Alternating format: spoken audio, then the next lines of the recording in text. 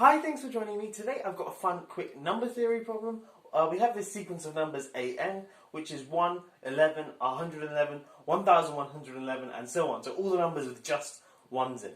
We want to prove that all primes p, except p equals 2 and p equals 5, there exists infinitely many n such that p divides an. So in other words, for any prime number that isn't 2 or 5, we can find infinitely many numbers in this sequence here, which are multiples of p. Okay, so if you want to have a go at this problem, pause the video now and give it a go for yourself, and I'm going to jump straight into the solution.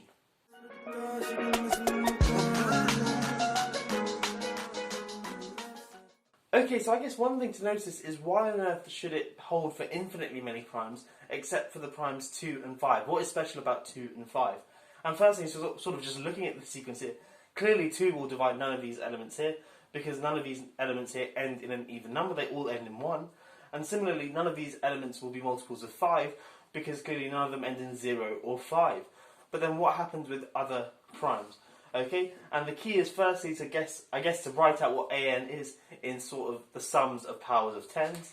So an is precisely 10 to the n minus 1 plus 10 to the n minus 2 plus dot dot dot all the way up to 10 to the 1 plus 10 to the 0. Okay, but let's just check that's the case for n equals 1, sorry. So a1 is this first term here, which is just 1. So when we plug in n equals 1 here, we just get 10 to the 0, which of course is 1. What about a2? Well, a2 is 10 to the 2 minus 1, so 10 to the 1, then plus 10 to the 0, so 10 plus 1, which is 11. And then this pattern continues. So this is precisely what an is. But of course, we can sort of use our formula to know that this thing here, if I do 10 times an, that's going to give me, multiplying each of these terms here by 10, it's going to give me 10 plus 10 to the n minus 1 plus dot dot dot all the way down to 10 to the 1. So if I subtract these from one another, I get minus 9an equals minus 10 to the n. Then this cancels with that. The 10 to the n minus 2 will cancel with the 10 to the n minus 2 there. This 10 to the 1 and so on.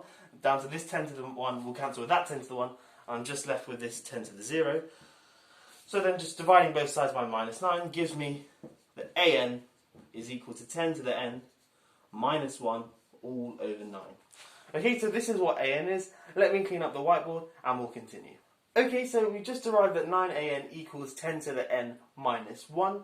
Now what I want to do is apply Fermat's little theorem. So we know that if we have, so we're looking at a prime term of this thing here. So because every prime that isn't 2 or 5 is co-prime to 10, okay, they share no factors, because obviously the only factors of 10 are 2 and 5, and that's, I guess, where we see where the special cases of 2 and 5 come into play.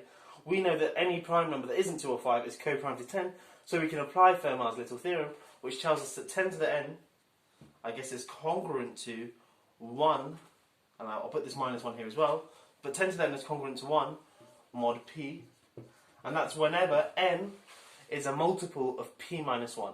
So if n is a multiple of p minus 1, then 10 to the n is going to be congruent to 1 mod p, and then of course we've still got this minus 1 here, so we get 1 minus 1, which of course is 0. So I'm just going to put in brackets here, n is a multiple of p minus 1. And of course there are infinitely many such multiples, and that's where we're going to get this infinitely many argument. So we get 9an is equal to 10 to the n minus 1, and that's congruent to 0 mod p when n is a multiple of p minus 1. And now, for primes which aren't 3, and we also know we're not considering 2 and 5, so primes that are bigger than or equal to 7, they're always going to be co-prime to 9. They're not going to share a factor with 9, which means I can divide both sides by 9, and then conclude that an is congruent to 0 mod p whenever n is a multiple of p minus 1, and we're done for all the primes except p equals 3, because we can't apply this argument for p equals 3, because if we're looking at things mod 3, we can't just sort of divide by 9 on both sides.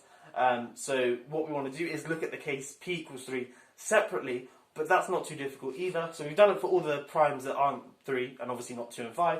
We just need to look at p equals 3 now. But then if we just go back to our sequence, 1, 11, 1, 1, 1, 1, 1, 1, 1, 1, 1, 1, 1, 1.